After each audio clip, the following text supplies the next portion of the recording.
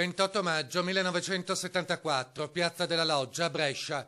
Nel corso di una manifestazione contro il terrorismo neofascista esplode una bomba nascosta in un cestino. Fermi! State fermi! Compagni e amici, state fermi! Calma! 8 vittime, 102 feriti, una strage. Lasciate posto alla Croce Bianca! Lasciate il passo alle macchine per il soccorso!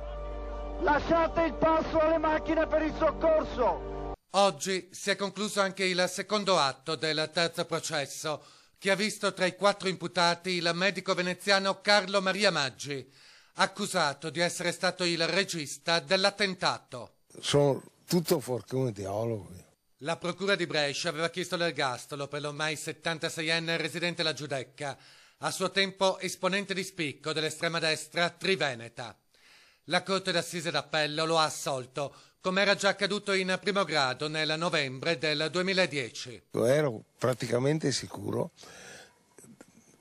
che poi sarebbe andata a finire bene, per un motivo preciso, che io non c'entro assolutamente niente a cosa facete qua.